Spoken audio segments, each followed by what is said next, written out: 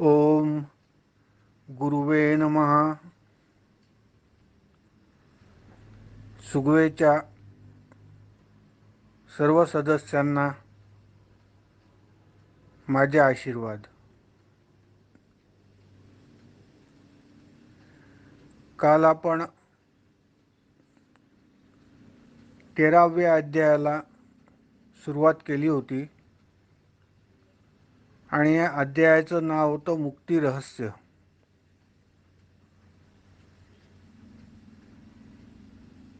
आपण पहिली ओवी वाचली आणि पहिल्या ओवीतली ही दुसरी ओळ आहे.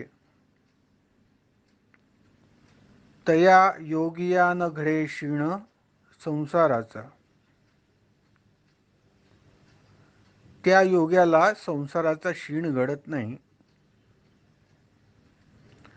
आणि या दोन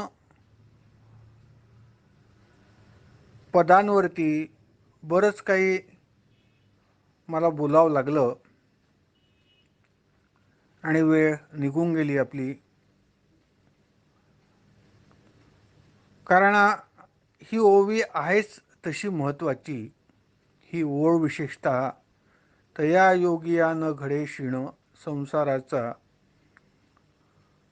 महत्त्वाची एवढ्यासाठी की आपण या तत्वावरच सुगवेची सुरुवात केलेली आहे. सुगवेची जेव्हा 2003 साली सुरुवात आपण केली तेव्हा सुगवे सुखाचा मार्ग असं आपण त्याचं वाक्य लिहिलं, ब्रीदवाक्य लिहिलं आणि आजही ते सुगवे सुखाचा मार्ग म्हणून आपण लिहित असतो, प्रचार करत असतो सुगवेचा. पण संसार सुखाचा मार्ग म्हणत असताना सुगवे दुसरीकडे हे पण सांगते की तुम्ही ज्ञान शिकून घ्या.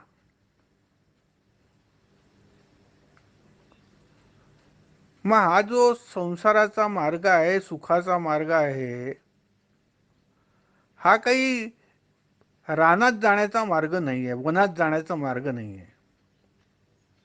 सुगवेचा मार्ग जो आहे तो काही तुम्ही लंगोट्या घाला असं काही सुगवे शिकवत नाही. मग सुखाचा मार्ग जो आहे सुगवेचा, हा तुम्हाला संसारातनच प्राप्त करून घ्यायचा आहे. आणि तो साधं हे जे ज्ञान आहे ते शिकून, ते समजावून घेऊन. आणि याविषयी सुगवेने नेहमी हा वाद मांडलेला आहे की पूर्वी एक काळ असा होता की फक्त काही विशिष्ट लोकच शिकलेली राहत असत आणि बहुतांश लोक आपला व्यापार उद्यम म्हणा, शेती म्हणा किंवा इतर उद्योग म्हणा, आपापल्या उद्योगात राहायचे. आणि त्यामुळे त्यांना देवाची भक्ती करा वगैरे सोपी मार्ग देणं इतर लोकांना फार आवश्यक होतं. कारण ते त्यांना संस्कृत समजू शकत नव्हतं, त्यांना ज्ञान नव्हतं आणि ज्ञान समजण्याची त्यांची तशी पात्रता पण, वैचारिक पात्रता पण नव्हती. पण आता तसं राहिलेलं नाही आहे. आता सगळीकडे खेडोपाडी देखील शिक्षणाचा प्रसार झालेला आहे. आता 85% भारत सुशिक्षित झाला आहे असं म्हणतात. आता अशा परिस्थितीमध्ये पुन्हा तेच जे आहे भक्ती, त्या काल्पनिक देवांच्या मूर्त्या, त्यांची भक्ती किंवा मग योगावरती भर देण्याची आवश्यकता नाही राहिली. आपलं खरंच या हिंदू धर्माचं जे मूळ ज्ञान आहे ते मूळ ज्ञान आत्मज्ञानच आहे. आणि खपती बाबांचं, आमचे गुरु खपती महाराज, त्यांचं हेच म्हणणं होतं, त्यांनी आम्हाला योग नाही करू दिला. त्यांनी आम्हाला भक्ती नाही करू दिली. भक्ती केली की ते आम्हाला आमचं जे आहे ते हे करायचे, आम्हाला हसायचे. भक्तीबद्दल जर बोललो आम्ही, देवाबद्दल आणि हवन करणं आणि जप करणं आणि तप करणं आणि तीर्थयात्रा करणं, असे जर विषय खपती महाराजांसमोर बोलले तर ते आपले मिश्किल हसायचे, उपहासात्मक हसायचे. खपती बाबांनी मला योग नाही करू दिला. कारण पूर्वीपासनं महाराज म्हणजे खपती महाराजांकडे येण्याआधीपासनंच मला योगाची माहिती होती आणि योगात मी बसत होतो. माझं ध्यान पण जरा लागत होतं आणि नंतर माझं बरंच ध्यान लागायला लागलं. हा ध्यानामध्ये माझे 2-3-4 तास जे आहे निघून जायचे. अशा वेळेस महाराजांनी मला ध्यान बंद करायला लावलं, योग बंद करायला लावला. मग खपती महाराज एवढे द्रष्टे होते की त्यांना भक्ती पण करू द्यायची नव्हती. त्यांना योग आणि मेडिटेशन वगैरे तो काही प्रकार जे आहे, ध्यान मार्ग तो काही नव्हता करू द्यायचा. त्यांना माहित होतं की या मेडिटेशन वगैरे म्हणणं काही मिळण्यासारखं नाही, मनाचं थोड्या वेळ समाधान आहे. मग करून काय घ्यायचं होतं आमच्याकडून खपती महाराजांना, आणि काय करून घ्यायचं होतं ते कधीच बोलले नाहीत. पण त्यांच्या बोलण्यात आम्हाला समजून घ्यायचं होतं, आमचा मार्ग आम्हाला काढायचा होता आणि आम्ही तो काढला. आणि तोच आम्ही महाराजांचा मार्ग, खपतीबाबांचा मार्ग, हा जो सुगवे जी संस्था आहे, ही महाराजांचं जे काही ध्येय धोरण होतं, महाराजांचं जे काही त्यांचं द्रष्टेपण होतं, ते घेऊनच या संस्थेची स्थापना झाली आहे, सुगवेची. आणि सुगवेनी याला नाव जे आहे सुखाचा मार्ग सुगवे असं दिलं. आणि सुखाचा मार्ग म्हणजे तोच खपतीबाबा प्रणितच मार्ग होता आणि आहे. आणि सुगवेचं हेच म्हणणं आहे की तुम्ही फक्त किमान परोक्ष ज्ञान तरी करून घ्या, ज्ञान हा विषय समजून घ्या. तुम्ही काय आता अडाणी आणि खेड्यातले लोक किंवा अशिक्षित लोक किंवा तुम्ही शेतकरी नाही आहे किंवा तुम्ही आता काही काम करी नाही आहे, तुम्ही चांगले शिकले आहात, तुम्हाला संस्कृत समजू शकतं, तुम्हाला इंग्रजी समजू शकतं, तुम्हाला खोलवर विचार करण्याची तुमची सवय आहे, हा तुमच्यासाठी हे काही कठीण नाही आहे. जेवढं होईल तेवढं पण हा समजवून घ्या तुम्ही. आणि हाच मार्ग जो आहे मुख्य मार्ग आहे आणि हाच मुख्य वेदांताचा मार्ग आहे. आमच्या हिंदू धर्माचा जो मुख्य पाया आहे तो हाच आहे. आणि बाकीचे जे मार्ग आहेत ते पूरक मार्ग आहेत, कॉम्प्लिमेंटरी आहेत. तर सुगवेनी हेच जे आहे, तया योगियानकडे शिण संसाराचा, की मग सुगवेचा मार्ग जो आहे तो सुखाचा मार्ग कसा? तो सुखाचा मार्ग असा की तुम्हाला संसार करीत असताना तो संसार जर ज्ञानपूर्ण संसार झाला तर तो असा होईल की त्यामध्ये तुम्हाला क्षीण पडणार नाही. संसाराचा क्षीण न पडल्यामुळे संसाराचं दुःख होणार नाही तुम्हाला आणि तुम्ही सुखाचा संसार करू शकाल. फक्त हे कदाचित कदाचित जरी सुगवेने आतापर्यंत बरीच पत्रकं वगैरे तयार केली आहे तरीही असं मुद्देसूद असा मांडण्यात आलेला नाही आहे. पण आपण आता मांडायचा प्रयत्न करू सुगवे म्हणणं की नेमका सुखाचा मार्ग म्हणजे आम्हाला काय आणि कसा साध्य करून घ्यायचा आहे आणि कसं आम्हाला कसं आणि का आम्हाला हा जो मेडिटेशनचा मार्ग किंवा भक्ती मार्ग आहे, जो दूरचा मार्ग आहे, ज्याला पिप्पलिका मार्ग म्हणतात, ज्यातनं लवकर परमात्म्याची साध्य जे आहे परमात्मा साध्य होणार नाही किंवा ज्यातनं लवकर तुम्हाला ईश्वराचं दर्शन तर होऊ शकणार नाही, पण ज्ञान देखील जे मुख्य आत्मज्ञान आहे ते देखील होणार नाही. त्यामुळे हा जो मार्ग आहे, ज्ञान मार्ग ज्याला म्हणतात किंवा विहंग मार्ग म्हणतात, याचाच सगळ्यांनी अंगीकार करावा, हेच आत्मसात करावं आणि यातनंच आपला संसार किंवा आपलं जीवन सुखी करून घ्यावं किंवा संसार सुखी करून घ्यावा आणि जे काही म्हणून जीवन आहे आपलं ते कृतार्थ करून घ्यावं. यातनं जे काही मानव जन्म जो आहे तो ज्यासाठी ईश्वराने दिला आहे ते सर्व साध्य यातून करून घ्यावं. तर सुगवेच्या लोकांनी हे असं पत्रक आणि लोकांना कन्व्हिन्सिंग काहीतरी द्यायला पाहिजे की आम्ही सुखाचा मार्ग म्हणतोय ते नेमकं काय म्हणतोय आणि तुम्हाला काय करायचं आहे. आणि तसं जर करता आलं तर काही लोक आणखी आपण या चांगल्या मार्गाकडे आकर्षित जे आहे सुगवेमध्ये करून घेऊ शकू. आणि पहा आपल्याकडे तशी फार चांगले चांगले मोठे मोठे लोक आहेत, तसं तुम्हाला आणखी चांगल्या मोठ्यांबरोबर सगळेच चांगले सगळेच जण आपल्याला यामध्ये सुगवेमध्ये मिळू शकतील.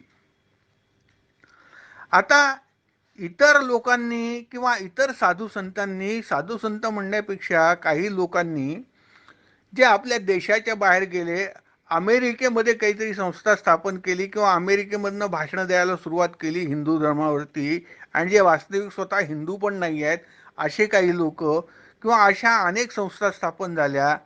या लोकांनी फार हुशारी केलेली आहे. हे काय एवढे लोकप्रिय झाले? सुगवेला वेळ लागेल लोकप्रिय व्हायला. सुगवेला फार मेहनत आणि कष्ट. हे जे सुगवेचे आजचे मेंबर आहेत, लोक जे सदस्य आहेत आणि ज्यांना असं वाटतं मनापासून की आपली संस्था वाढावी, ही लोकप्रिय व्हावी किंवा याचं जे तत्वज्ञान आहे सुगवेचं त्याचा फायदा सगळ्यांना व्हावा, असं जर वाटून खरोखरच थोडासा त्याग करण्याची ज्यांची बुद्धी आहे, ज्यांना थोडंसं डोकं देवानी दिलेलं आहे, असे जे सुगवेत लोक आहेत त्या लोकांना फार कष्ट करावं लागणार आहे ही संस्था जी आहे चांगल्या प्रकारे आणखी उभी करण्यासाठी. आणि आज जर ते सर्वजण खूप कष्ट करतील तर त्याची फळं कदाचित उद्या पुढच्या पिढ्या त्या चांगल्या त्यांना मिळू शकतील.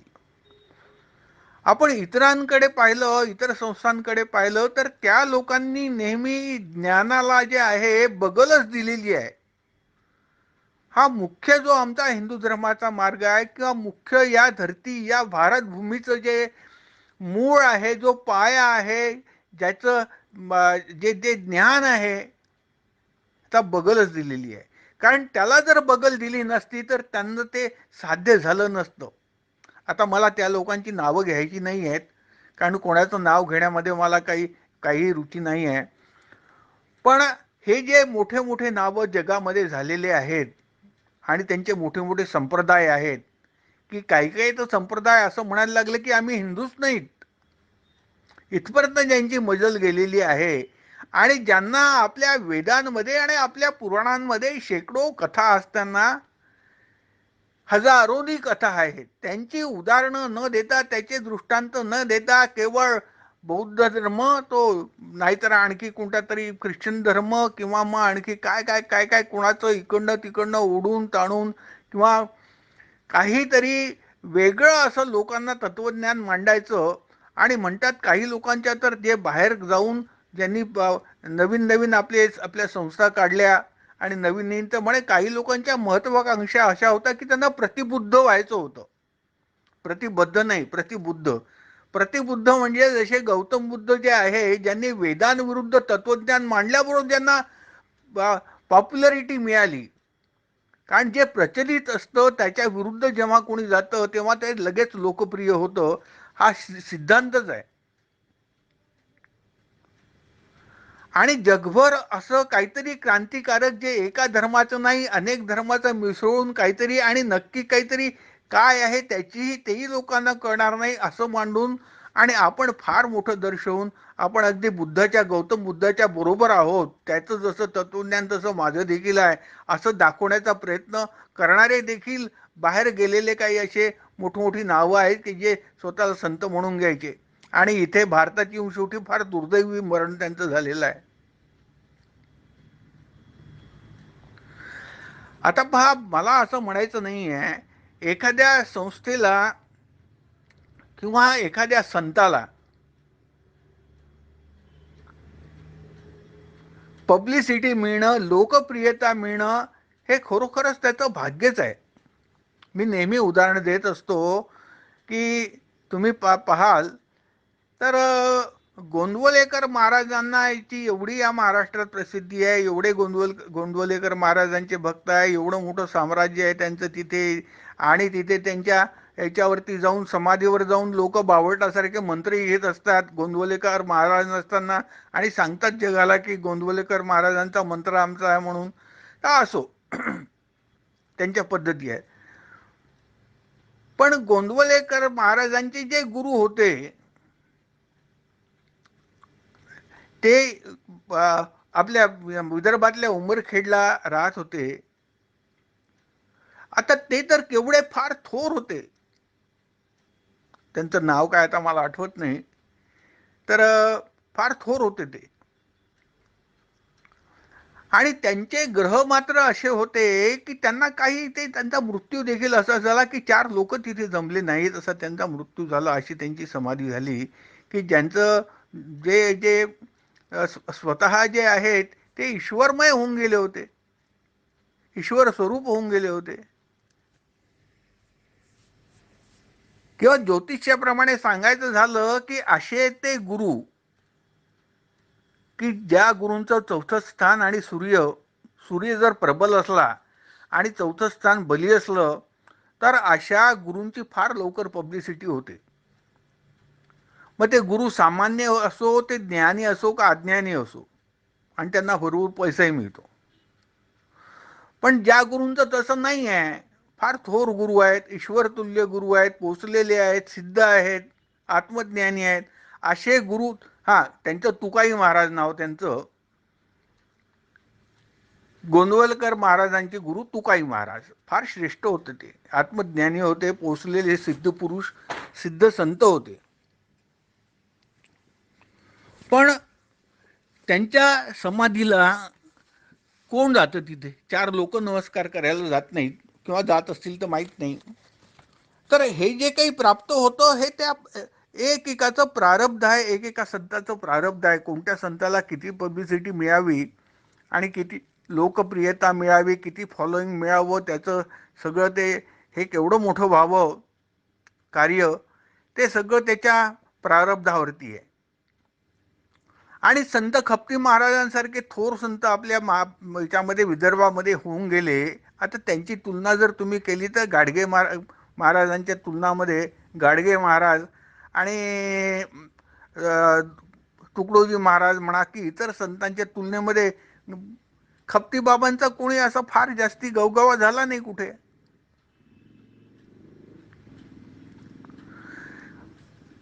आता याच्यामध्ये ज्यांचा गवगवा झाला आहे त्यांचं केवळ कुंडल्या चांगल्या होत्या किंवा ग्रह चांगले होते असातला भाग नाही आहे. त्यांच्यामध्ये त्यांनी फार तसं ते आपली लोकप्रियता वाढवूनही घेतलेली आहे. त्यांनी वाढवली किंवा त्यांच्या शिष्यांनी वाढवली, पण त्याचे फारच जे आहे पद्धतशीर प्रयत्न करण्यात आले की एका संस्थेची, एका गुरुची जी आहे ती लोकप्रियता वाढावी. उदाहरण मला असं द्यायचं आहे की पहा, बहुतेक जे संत आहेत जे असे लोकप्रिय झाले आहे, त्यांनी कोणाला तुम्ही आत्मज्ञान शिका असं कोणीही सांगितलेलं नाही. एकही महाराजांनी नाही. मला सांगा तुम्ही कोणी एक महाराज आहे का?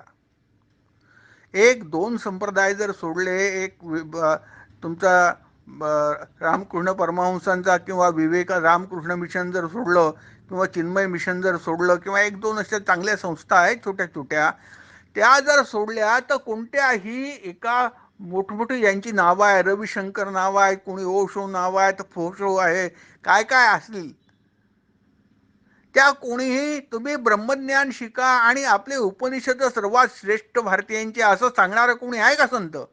आणि असतं तो मोठं झाला संस्था. कारण एक कमजोरी सगळ्यांना या संतांनी हेरली होती. काय हेरलं होतं की सामान्य लोकांना, मग ते लोक भारतीय असो का विदेशातले असो, त्यांना काहीतरी साधना द्यायला पाहिजे. आणि ती साधना कशी पाहिजे? काहीतरी हातपाय हलवण्याची, काहीतरी करण्याची, कृती करण्याची साधना पाहिजे, काहीतरी कर्म दिलं पाहिजे. त्यांना एक तर पूजा करायला सांगा, नामस्मरण करायला सांगा, पोथी वाचायला सांगा, आपल्या भोवती स्वतःभोवती फिरत राहायला, प्रदक्षिणा, काहीही सांगा, आपण कृती सांगा. त्यांना कार्यप्रवण करा. आणि तो भक्तिमार्ग न देता त्यांना तुम्ही ध्यान देखील घेऊ शकता, ध्यान मार्ग. आणि हा एवढा मोठा बिझनेस झालेला आहे ध्यान मार्गाचा, योगा आणि मेडिटेशनचा, की वाटेल ते नावं ठेवून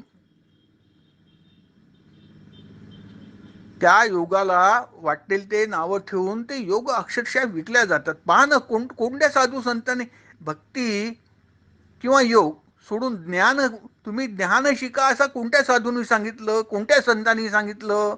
नाही, एकानीही सांगितलं नाही. सांगितलं असतं तर मोठा झाला नसता.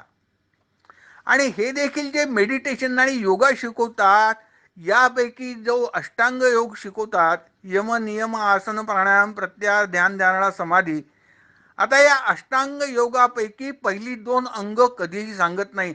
जर रामदेव बाबांनी यम नियम जर सांगितले असते तर रामदेव बाबा मोठा नसता झाला. तो कोण श्री श्री म्हणतात, काय काय म्हणतात, काय काय आपली नावं ठेवून घेतली आहेत त्यांनी, ते केवढे मोठे झाले आहे. आणि अरबो रुपयाचा बिझनेस जो त्यांनी केला, ते काही मूर्ख नाही आहेत, फार हुशार बुद्धीचे लोक आहेत की यांची नावं एवढी मोठी मोठी झालेली आहेत. आता पहा, यम काय आहे आणि अहिंसा, यम काय आहेत आणि नियम काय आहेत पहा. यम आहे अहिंसा, सत्य, अस्तेय, ब्रह्मचर्य आणि अपरिग्रह. आता याच्यामध्ये अस्तेय म्हणजे चोऱ्या करू नका, ब्रह्मचर्य म्हणजे स्त्री संग करू नका, आणि अपरिग्रह म्हणजे जमवू नका काही धान्य वगैरे. अहो, असं कोणी राहू शकतं का? कोणीही राहू शकत नाही. आणि म्हणून हे हुशार लोक, जे जगामधले मोठे मोठे नावं कमवलेले संत आहे, ते कधीही यम सांगत नाहीत. दुसरी गोष्ट, आणि नियम, नियम कोणते आहे? शौच, शुचिर्भूतता, संतोष, तप, स्वाध्याय आणि ईश्वर प्राणिधान. हे नियम देखील कधी कोणाला सांगत नाही. म्हणजे अष्टांग योगापैकी वास्तविक जे तुम्ही सगळ्यात पहिल्यांदा हे हातापायाचे जे प्रयोग करता, तुम्ही शारीरिक योग करता, किंवा तुम्ही नुसतं आपलं ध्यानामध्ये आसन घालून बसता, त्याच्या आधी तुम्हाला जे तुम्ही त्याच्यासाठी तुम्ही अधिकार प्राप्ती व्हावी, तुमची योगासाठी, ध्यान करण्यासाठी, किंवा तुम्ही प्राणायाम करण्यासाठी,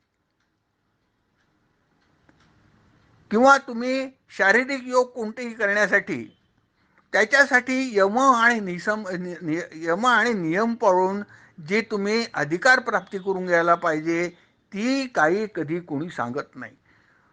आणि आता पूर्णपणे हे सगळं कमर्शियल युग झालेलं आहे. याच्यामध्ये काय मोठं देवपण फेवपणाला काही मोठं महत्त्व नाही आहे. याच्यामध्ये लोकांना काय विकल्या जातं ते विका, आणि प्रसिद्धी कमवा, पैसा कमवा, काय वाटेल ते, जे त्यांना इच्छा आहे ते कमवा. एकेकांचं मोठं मोठे साम्राज्य आहेत, शेकडो त्यांचे आश्रमाच्या ब्रांचेस आहेत, करोडोच्या घरामध्ये व्यवहार आहे. एका साधू संतांचे 25,000 करोड, 30,000 करोड असे व्यवहार आहेत. व आम्ही स्वतः 2016 साली त्या याला गेलो होतो, कुंभ उज्जैनचं. आणि एवढ्या उन्हामध्ये, तेव्हा मे महिन्यात कुंभ झाला होता, काय सांगावं, सगळीकडे एअर कंडिशन दालनं लागलेली आहेत. त्यांनी कापडांचे हे तंबू बांधून, विशाल तंबू, ज्याच्यामध्ये 200-200, 400-400, 500-500 लोक राहतील, एवढ्या खोल्या असलेले जे आहे, एअर कंडिशन केलेले, आणि एका नव्हे अनेक साधू संतांचे. पण एवढ्या त्या याच्यामध्ये, त्या पूर्ण कुंभमध्ये एवढ्या साधू संतांना, मी आणि आपले बरेच सुगवेचे लोक, माझ्याबरोबर 7-8 जण होते, आणि आम्ही तेव्हा काही ठरवलं की सगळ्या संतांचे तिथे भेटी घ्यायच्या. आणि काही मोठी मोठी थोर थोर नाव आहेत तिथे. आम्ही भेटल्यानंतर आम्हाला नुसता तिथे जे आहे त्यांची व्यापारी वृत्तीच, फक्त आम्हाला दिसली आणि बाकी त्यांना ज्ञान वगैरे सारख्या या गोष्टींशी काही घेणं देणं नाही आहे. तर कोणी काहीही करो, कोणी यम पाळो, कोणी नियम न पाळो, यम न पाळो, लोकांना योग शिकवू आणि अक्षरशः दुसरा काही त्यांचा उद्देशच नाही आहे. ज्याला हृदयापासून जर योग शिकवण्याची इच्छा ज्या एखाद्या योग गुरुची असेल, तो सगळ्यात पहिल्यांदा 3 वर्ष तर त्याला पहिल्यांदा ध्यान करायला सांगायच्या आधी किंवा त्याला योग करायच्या आधी 3 वर्ष तर त्याची नैतिक शुद्धी करून घेईल पहिल्यांदा कोणताही प्रामाणिक योगा टीचर. आणि यमनियमाच्या मागे जर हे लागले हे लोक ध्यान शिकवणारे, अरे तर यांना कोण शिष्य मिळणार आहेत? कारण लोकांना आत्ता पाहिजे असतं. एक तर त्यांना काहीतरी त्यांना अशी साधना पाहिजे असती की त्यांना मी काहीतरी केलं असं वाटलं पाहिजे. सांगायला बरं लोकांना की मी आज एवढे अध्याय वाचले या पोथीचे, मी आज 25 मिनिटं ध्यान केलं, मी अमुक केलं, मी तमुक केलं. घरातल्याही लोकांना दिसतं बरं सांगायसाठी आणि बाहेरही मित्रांनाही सांगू शकतात आणि आरडाओरडी करू शकतात. ईश्वर साध्य करून घ्यायची कोणाची इच्छा नाही.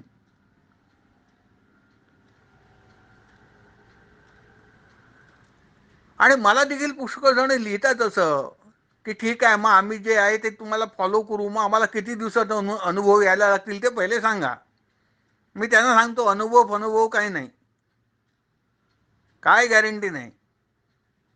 तुम्हाला सुखवेत यायचं असेल तर या इथे, तुम्हाला जे काही प्राप्त आहे, ज्या काही थोड्या बहुत फॅसिलिटीज असतील तर तशात तुम्ही राहा, तशात तुम्ही अभ्यास करा, मार्गदर्शन इथे मिळू शकतं. या पलीकडे आश्वासन फश्वासन कोणत्या गोष्टीचं नाही, काहीच नाही. तर मी मुद्दामून यात थोडासा वेळ एवढ्यासाठी घेतला की हे तया योगियान घडे क्षीण संसाराचा, किंवा आपला जो सुगवेचा मार्ग आहे, आणि खरोखरच आज जे आपले सुगवेचे सदस्य आहेत, तरुण लोक आहेत, किंवा ज्या लोकांना पुढे वाटतं की आपण सुगवेसाठी करावं, त्या लोकांनी हे आपल्या पुस्तकात लिहून म्हणा किंवा लोकांच्या बैठकी घेऊन म्हणा किंवा वेबसाईटवरनं म्हणा किंवा जशा प्रकारे जमतं तशा प्रकारे हे लोकांसमोर मांडलं पाहिजे की हा आमचा खरोखरी सुखाचा मार्ग आहे आणि हे सुखप्राप्तीची व्हायची आहे. त्याला पुरावे आहेत, त्याला मोठं अधिष्ठान आहे वेदशास्त्रांचं.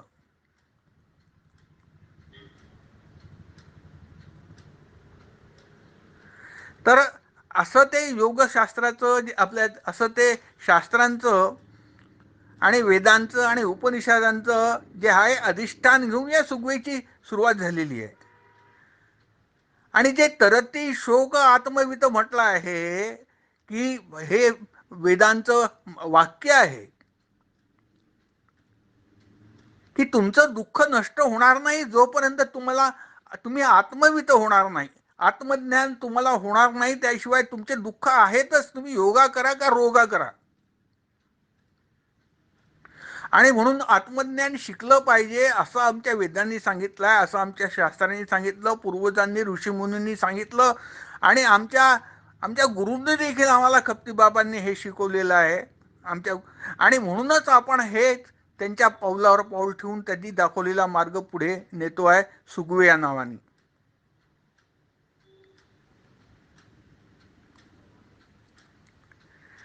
आणि म्हणून हा जो आहे की एक तर तरती शोक आत्मवितमध्ये तुमचं दुःख दूर होईल, याचाच अर्थ काय आहे की तुम्ही आत्मज्ञान झालं की तुम्ही शोक जाईल आणि तुम्ही सुखी व्हाल. आणि तुम्ही सुखी कसे व्हाल? ज्ञानाने व्हाल. ज्ञान तुम्हाला कोण देईल? सुगवे देईल. सुगवे असे पुस्तकं पब्लिश करेल, अशी तुमची जी आहे प्रवचनमाला लोकांची आहेत, पुष्कळ लोक सुगवेमध्ये तयार झालेली आहेत की जे लोकांशी बोलू शकतात, लोकांना सांगू शकतात आणि पुढे तयार होणार आहेत खूप. की हा जो शोक नष्ट होऊन दुःख नष्ट होण्यासाठी जे आहे आत्मवित व्हायला पाहिजे. आणि आत्मवित होण्याचा मार्ग जो आहे तो सुखाचा मार्ग आहे. आणि सुगवेचा जो मार्ग आहे तो आत्मवित आत्मज्ञान समजून घेण्याचा मार्ग आहे. म्हणून सुगवेचा मार्ग असा आहे की ज्यात संसाराचा क्षीण होणार नाही. तया योगियान घडे क्षीण संसाराचा. तर आजही काही सांगता आला नाही, पुढचं काही श्लोक ओवी घेता आली नाही, पण हरकत नाही. मी सुगवेबद्दलची महत्त्वाची भूमिका मांडली आणि सुगवेशी फार निगडीत आणि संबंधित अशी ओढ होती की संसाराचा क्षीण घडत नाही. आणि मग सुगवेचं तत्त्वज्ञान जे आहे याचं लोकांनी पालन केलं आणि हा मार्ग जर जो आहे आत्मसात केला सुगवेचा मार्ग, तर अशी स्थिती होईल की तुम्ही तो संसार जो आहे असा क्षीण घालवून त्यातला आणि तुम्ही सुखाचा संसार करू शकाल. एवढंच मला आज सांगायचं होतं. तर इथे मी आता थांबतो आहे आणि दुसरी ओवी आपण उद्या घेऊया. आशीर्वाद.